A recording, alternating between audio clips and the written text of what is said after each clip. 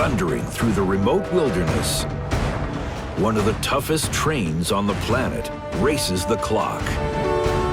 I'm a bit nervous right now. This heavy-hauling mega train must transport 1,300 tons of timber a day through treacherous valleys and bustling cities. If something falls off the train, you can kill someone. Can this monster freight train deliver a crucial $50,000 payload on time? Breaking this extraordinary machine down into its components, we'll uncover its technological secrets. From high-powered traction motors to a reinforced metal protective cab, we'll reveal how this colossal timber-lugging locomotive evolved to become a mega machine.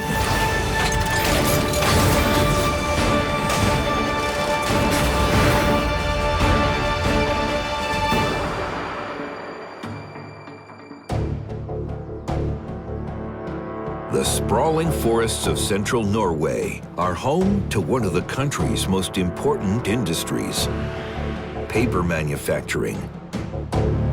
Here in the town of Hønefoss, workers gather more than 11 million cubic feet of timber every year to feed some of Scandinavia's largest paper mills.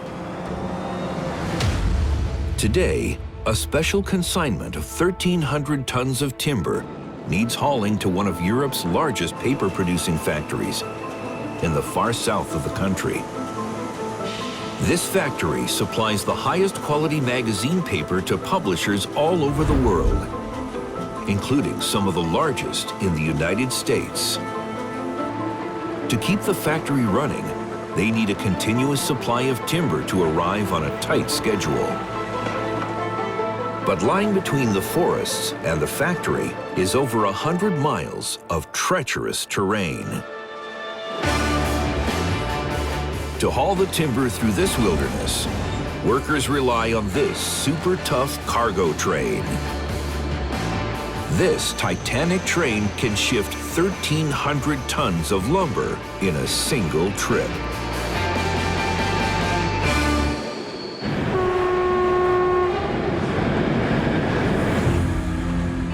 It's 7 a.m. at the timber yard in Hønefoss. For Jørn Martinsen, the site supervisor, the day is already in full swing. Jørn's loading team have just 4 hours to fill each of the 26 wagons with over 49 tons of timber and set the train on its way to one of this country's largest paper factories, over 100 miles away. It's very important that we try what we can to keep the schedule. If they don't get enough timber, the factory stops. So we have to deliver in time. This single delivery is worth almost $50,000, so Jørn can't afford for anything to go wrong. For an ordinary train, moving this 1,300-ton load is impossible. But Jørn's train is no ordinary railroad mega machine. This giant is the Trax 185. Under this monster train, 4 electric motors more powerful than 10 Tesla Model S cars drive 4 sets of steel wheels.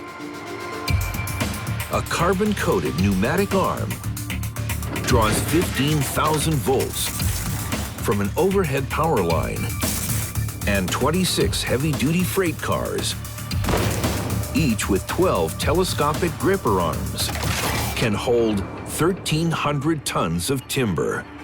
These innovations make this train the undisputed heavy-hauling champion of the Norwegian woods. The team used 2 forestry cranes to shift the 640-pound tree trunks into the waiting freight cars. Giant 8-foot steel grips on the sides of the cars hold each trunk in place. Jørn's first job is to make sure every log on the entire 400-yard train sits safely within these steel grips. Just one loose log falling onto a passenger-filled platform along this busy route could be fatal. The train is going through several towns with platforms and a lot of people. And if something falls off the train, you can kill someone. It takes until 11 a.m. to secure all 26 cars. Jørn clears the train for departure. Train is safe.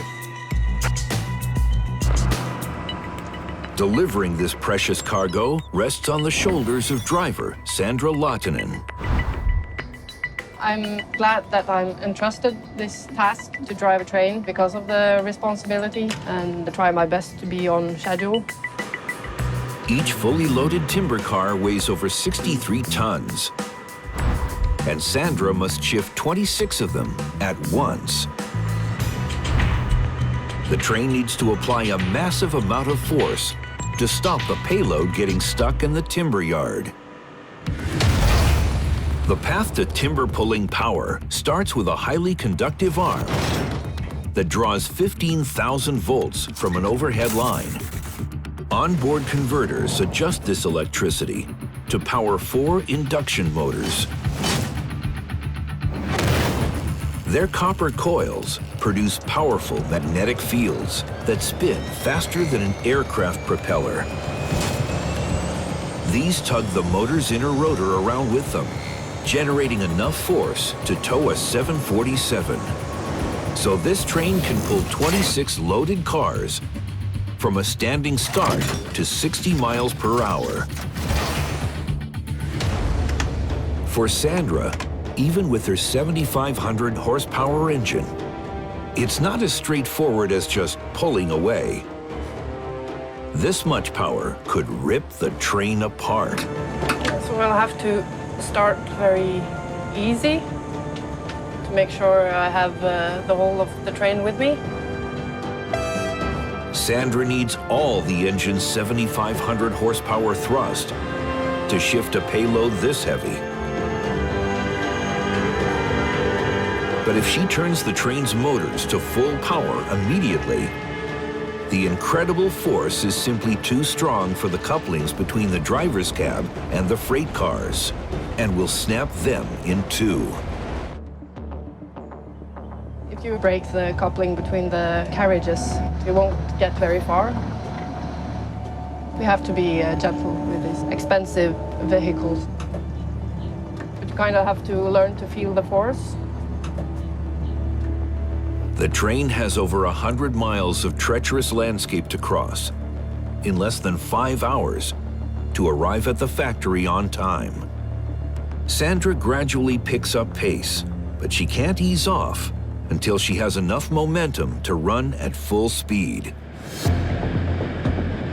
Now I'm quite comfortable that we are going to manage this. So that's a good feeling.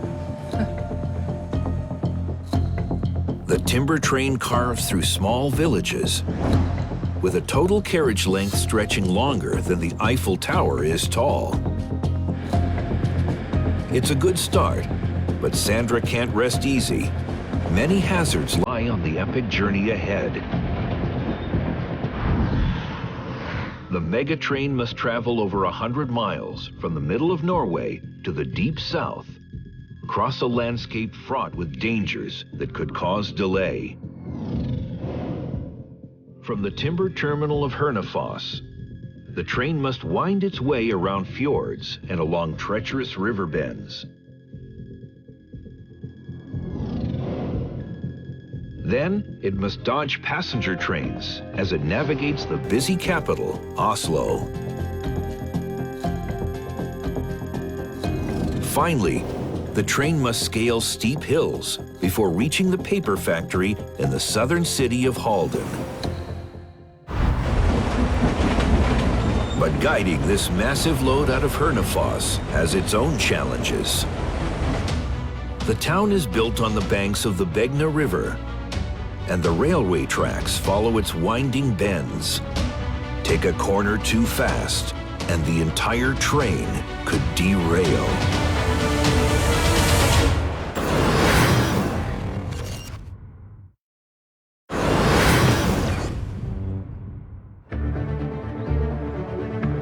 More than 4,000 miles of rivers crisscross Norway. These vast winding waterways carve through the hilly countryside and are an iconic feature of Norway's landscape. Love driving alongside the rivers, and that's absolutely lovely to look at. But these rivers also pose a deadly threat for Sandra's mega freight train. The track ahead follows the meandering curves of the fast-flowing Begna River.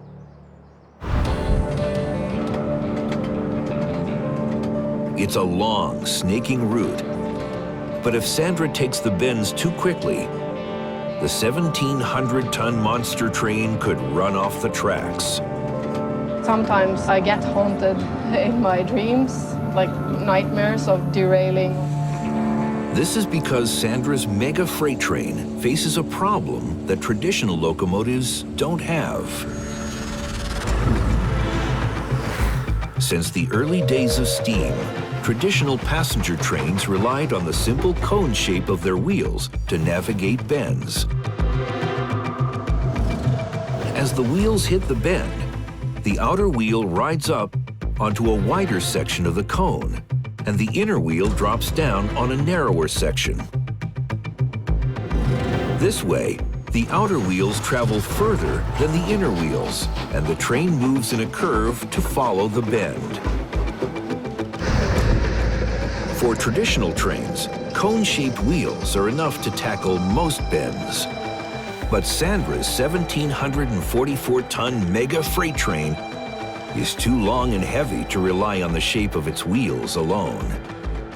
It needs an added injection of 21st century engineering to prevent it from derailing around tight curves like this.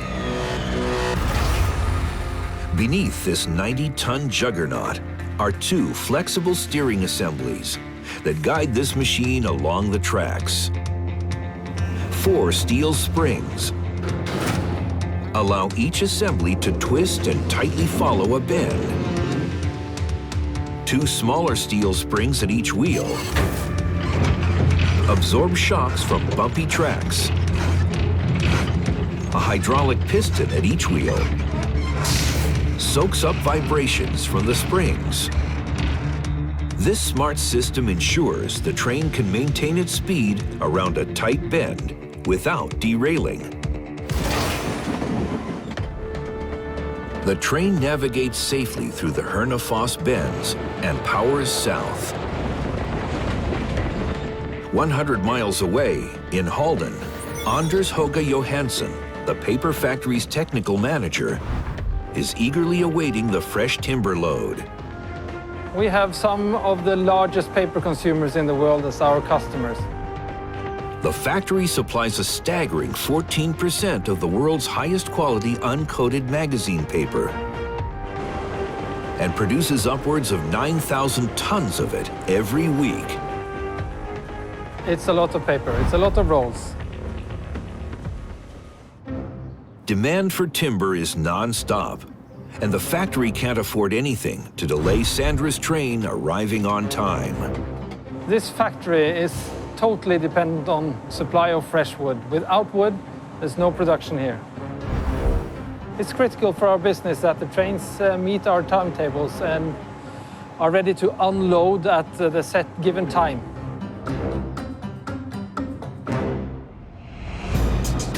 Inside the factory, a giant debarker machine strips the bark from the tree logs and shreds the trunks into wood chips, which are ground into fibrous strands to make the pulp. The team then mixed this pulp with water to create a thick paper base.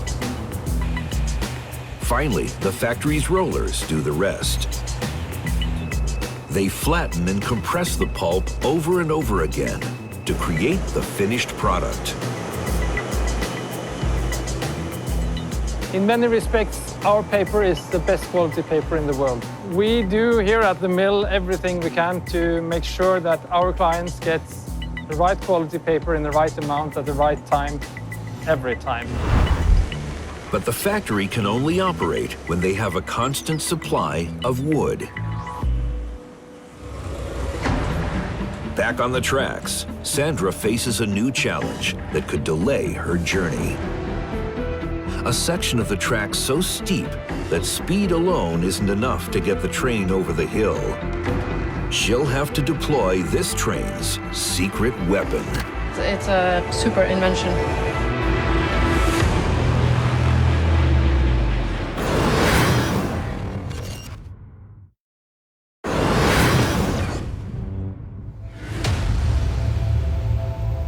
Norway is a country of fjords, deep valleys and hills carved by glacier during the last ice age. They make the Norwegian landscape very mountainous. But these mountains pose a huge challenge for a freight train carrying a load that weighs more than 7 blue whales. The landscape itself, challenge for the driver. It's not flat and straightforward. The train makes it through Hernefoss's winding bends. Now, Sandra faces the next test. The track ahead follows steep inclines, including a hill that rises 100 feet in less than a mile.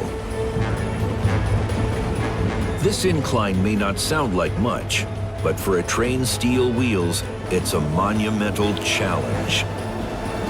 When you have forces working against you uphill, you have to work hard. For a train, having steel wheels running on smooth steel tracks is both a blessing and a curse. On the flat, it can roll effortlessly and pull 5 times more weight per horsepower than a truck. But on a hill, the steel wheels lose their grip on the smooth steel rails, and the heavy load pulls the train back. This gets even worse when it rains, and once the wheels get into a spin on a hill, it's game over. Norway's unpredictable autumn weather makes the mountainous landscape even more precarious for the 1,700-ton train to climb. And a recent sprinkling of rain is the last thing Sandra needs. Hill during wet weather is extra difficult. To stop it getting stuck on an incline, this fully loaded freight train packs an ace up its sleeve. Hanging in front of each wheel is a metal box that can hold 13 gallons of sand. A small heating element inside the box keeps the sand warm and dry, even in the cold Norwegian autumn. A compressor fitted with 2 heavy-duty screws shoots compressed air into the box to blast a jet of dry sand under the wheels. This gives the train traction even on the steepest, wettest climbs.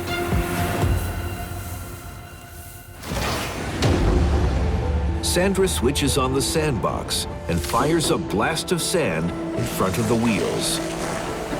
The secret weapon for getting up hills is the sandboxes. The quartz grains in the sand are harder than steel and dig into any small grooves in the wheel or rail. The sand-blasted wheels grip the track. The train claws its way up the hills. Sand is definitely a lifesaver. It wouldn't be possible sometimes without the sandboxes.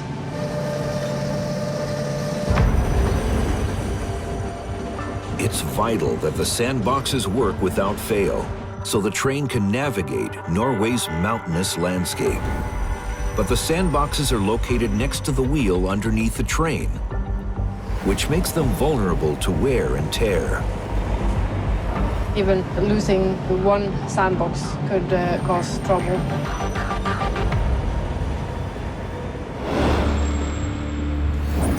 Deep underground, below the city of Oslo, is the place that keeps mega trains like Sandra's in top condition.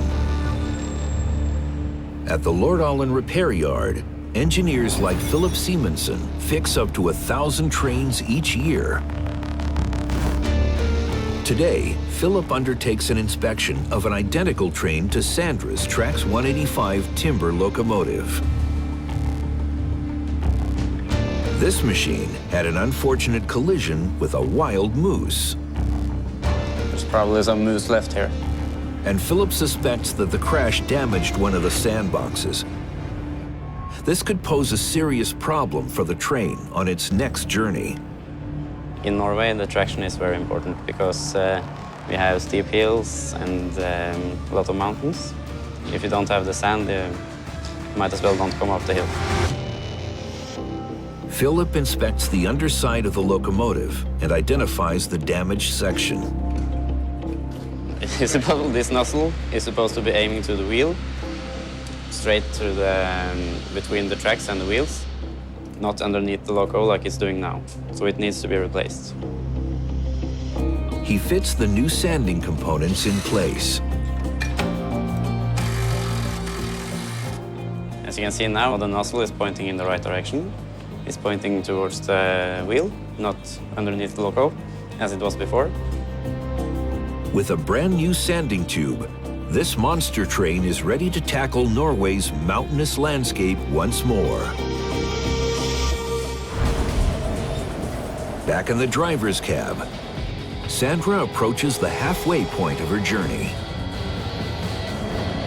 The further south she travels, the more people she encounters. First farms, then towns, then cities. With a surge in passenger trains sharing the line, red stop signs could light up at any moment. Sandra needs enough stopping distance, or it could mean catastrophe for this timber-carrying monster.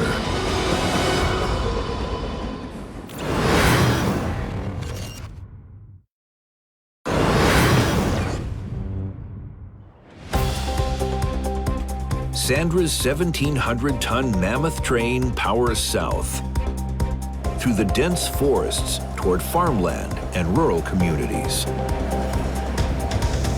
She's on high alert and can't afford to take her eyes off the tracks. After 10 miles of uninterrupted train line, there are places where road traffic must cross the track. Colliding with a vehicle stuck on a railroad crossing is every driver's worst nightmare.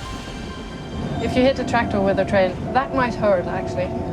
I haven't hit anyone, luckily. But I've had near misses earlier, and of course that kind of marks you. It's not something you can really imagine before it happens. As she approaches a crossing, Sandra sounds her horn to warn any rural farm traffic that her mega timber train is passing through. That crossing doesn't have any barriers, so you have to warn a potential tractor or pedestrian that the train is coming. The main thing, more than anything, is safety, both for us and for the community around. Though accidents are rare, this train must be built to survive worst-case scenarios. The snowplow is the first line of defense to protect the driver. It can push a wild moose off the tracks without stopping the train. Just above it, two buffers with elastic rings can deflect objects as heavy as a small car. A steel cage around the driver is designed to crumple in a predictable way, while keeping a safe survival zone in the cab during a collision with a truck. And a high-strength steel wall protects against sharp objects. Together, these keep the drivers safe from almost anything the journey throws at them. 2 hours along her route, Sandra reaches a metropolitan city neighboring Oslo. She's almost at the halfway point, but can't afford to lose time, as the factory's production line rests on her delivery. As we cannot keep the guys on the factory waiting. The terrain changes as high-rise buildings replace farmland. But as the scenery changes, so does the danger. Instead of worrying about tractors, she must now shift her focus to passenger trains. We're not in the wooden landscape anymore. Here the traffic is more intense. There are several tracks here. Sandra's train is 3 times heavier than an ordinary passenger train and has a much longer stopping distance. A collision with another locomotive would be fatal. It's a busy midweek in the country's capital, with more than 30 trains an hour leaving the main station, Oslo Central. As Sandra approaches, passenger train traffic surrounds her on all sides. This is a recipe for chaos. To avoid a deadly collision, Sandra has a team of protectors guarding over her. Tale Frostrand is scheduling controller in Oslo's Train Traffic Control Center. From here, Tale and the team keep a careful eye on all the trains coming and going on the lines in and around Oslo. Everything that happens with the train is monitored by us and controlled by us. A lot of traffic in rush hours during the morning and in the afternoon. Trains coming and going every 2 minutes, and it's quite busy. Tale and her team need to keep Sandra's freight train safe by carefully scheduling the other trains around it. It's a little bit like playing chess. You need to think a few steps ahead all the time. But when a train is running late, dangerous bottlenecks can form. So the Traffic Control Center put special measures in place to prevent passenger trains from slamming into the back of Sandra's 400-yard log-laden freight train. Every time the timber train passes a green light, the tracks sense the wheels and change the light to red. This leaves a trail of no-go zones behind our train, creating a safe distance for any trains following it.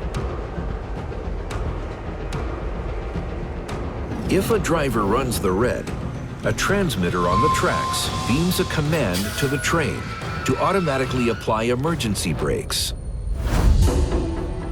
It's in our backbone as a controller. You always think safety first. With these inbuilt safety measures, the team in the traffic control room can ensure the trains can go as fast as possible without any danger of crashing. Tale counts herself lucky to live in an era of rail safety, because much of today's ultra-safe infrastructure owes its existence to a 20-year-old tragedy. On the 4th of January 2000, 2 passenger trains collided in the town of Asta in Norway. The crash tragically killed 19 people. In the wake of this devastating accident, engineers installed automatic braking systems on every train line across the country. I know people who were at work the day the Asta accident happened. And it's difficult to remember and to talk about, but it's important that we remember, and it's important that we work every day to make sure that nothing like that will ever happen again. It's 2 p.m. and the mega train passes through the country's busiest station, Oslo Central, without a hitch. Now we have passed the busy area. I'm hoping to make up some speed. That gives me a hope that we will reach our destination more or less on time. As Sandra pulls away from Oslo, she reaches a stretch of track that crosses the Glomma River, the longest waterway in Norway. The view is jaw-dropping, but there's a problem. The bridge over the river comes just after a sharp bend at the bottom of a steep hill. You have to be careful when going down the slope so you don't derail. And derailing on a bridge would be fatal.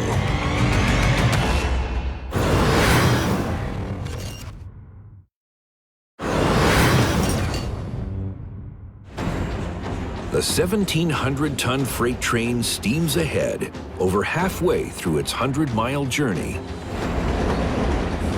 Sandra must be on her guard.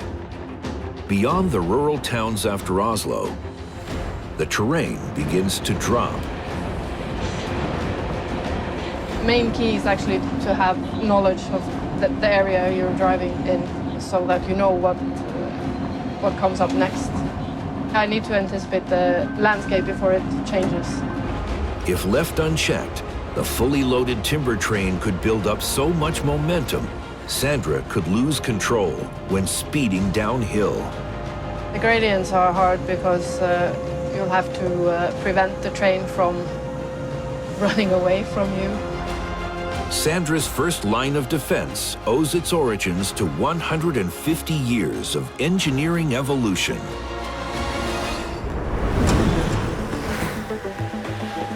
If a driver doesn't slow down on a descent, a freight train could derail on the next bend.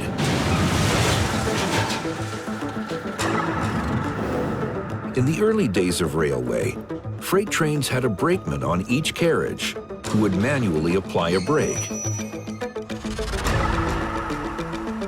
But in 1869, George Westinghouse invented an air-powered system that the driver operated to apply continuous braking power to all train cars. This is what most ordinary freight trains use even today to keep their cars in check on a descent. Sandra keeps one hand on the air brakes as she powers through the smaller hills. But up ahead is a 3-mile-long downhill stretch that hits a precarious bend into a bridge at the bottom. As she approaches this descent, she must turn to another incredible technology. Because when you have a train this heavy and a hill this long, air brakes alone aren't enough. Using the brakes heats up the discs and wears down the brake pads over time. So the driver uses the motors as brakes. She slows their spinning magnetic fields, resisting the rotor's motion, slowing them down. The wheels now decelerate without touching the brakes. The motor uses energy from the wheels to produce electricity. As the train slows down, it feeds this power back to the overhead lines. This clever friction-free system is called regenerative braking. Sandra switches it on, and the train speed gradually drops to a steady level, keeping control of the 1,300-ton load behind. She eases over the bridge safely without even touching the air brakes. It's amazing to think that with the help of the magnetic field in the motor, it can almost stop a heavy loaded train. It's not only Sandra who is thankful for regenerative brakes. In the repair yard, Philip undertakes a crucial inspection on another colossal Trax 185 freight train. We see a huge difference between the locomotives with and without the regenerative brakes, because the ones without wear down the brake pads really fast compared to these ones. But no matter how careful the drivers are, it's impossible to avoid wear and tear on these monster trains when driving through Norway's rugged terrain. Norway is a tough place for trains to run. It's not possible to avoid that. You'll have to maintain it and keep the trains running. Philip guides the train down into the heart of the underground repair yard, onto raised tracks, so he can access the brakes. You gotta check the entire locomotive, get it underneath, and it's messy, it's greasy, and you get your hands dirty. Philip detaches the wheel caliper to take a closer look at the brake pads. Friction with the wheel causes the surfaces of the brake pads to wear down over time. This makes them thin and ineffective. As you can see, this is a new brake pad, and it's like 3 times the size. And the grooves are much deeper, almost gone here. And here they are brand new, so it's a big difference. Thanks to the work of the electric motor, brake pads this worn out are rare. Those brake pads are probably 5 years old, so now it's time to change them. Philip replaces the pads with a new set that should last for the next 5 years. Back in the driver's cab, Sandra races the mega timber train through the Norwegian countryside to deliver her precious timber load on time. On her right is the stunning Idefjord, a strait of water separating Norway and Sweden. And up ahead, the paper factory finally comes into view. Her journey is nearly over, but she has one last challenge to overcome.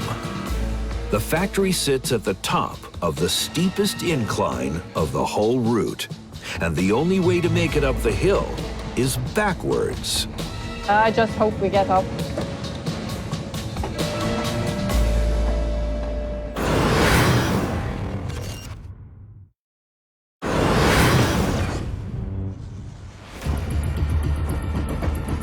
Sandra pulls up 1 mile short of the factory, which sits at the top of a steep hill above. She may be on time, but now faces the toughest test of the entire journey. For the train to run, the front cab must be connected to the power lines. But the tracks closest to the factory don't have any lines above them. This is because the cranes that unload the freight cars can't operate with electrical lines in the way. To keep the train connected to the power lines, Sandra must perform an extraordinary maneuver. She must move the engine to the back of the train and push it uphill, backwards. This is one of the hardest bits of the journey. Sandra separates her driver's cab from the front timber car and drives the engine on a parallel track, passing the full length of the payload all the way down to the back of the train. She then reattaches her driver's cab to the very rear freight car. Now she can keep her cab connected to the power lines above the train at all times. But she faces backwards down the slope and is driving blind.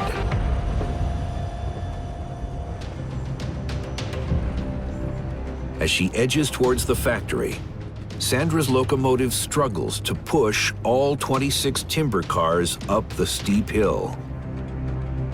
This hill we are climbing is known for being a challenge. She cranks up the power to the engines to try and keep momentum. I have to be a little bit careful, not pushing too hard, because I don't want to derail. The laden freight cars weigh the equivalent of over 230 African elephants, pushing down the hill against the driver's cab. The wheels spin as they struggle for traction on the slippery tracks. Yeah, I'm a bit nervous right now. The train slows down to a creep. As dusk falls, Sandra has one last roll of the dice to try and get her up this incline. After using sand throughout the journey, she is down to her last precious reserves. She fires a blast of sand at the wheels. Sandra hopes there's just enough left to give her 1,700-ton train the extra traction it needs to get over the incline.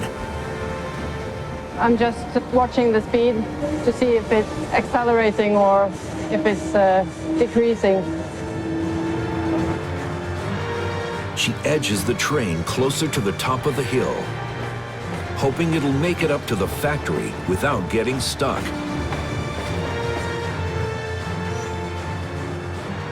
I know now that the tail of the train is getting close to the factory. The driver's cab eases up to the top of the incline without its wheels spinning out of control. We're not going to get stuck now, so I'm very happy. Sandra eases the load right into the yard, as far as the overhead cables will take her.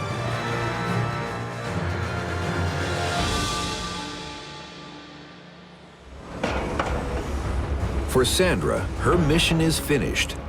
It's now time for some well-earned rest. We have arrived ahead of schedule, actually, so I'm happy and relieved. It's gonna be good to get home. The team begin to unload the precious timber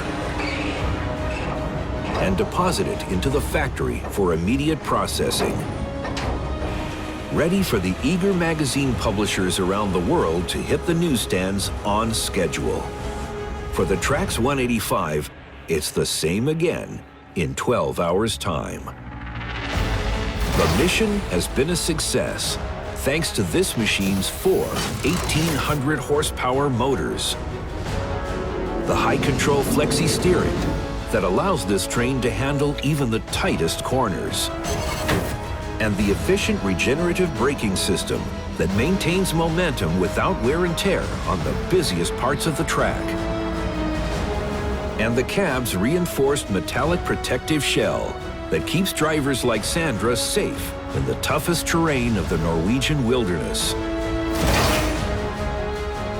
It's these incredible technological features that allow this timber hauling freight train to be a true mega machine.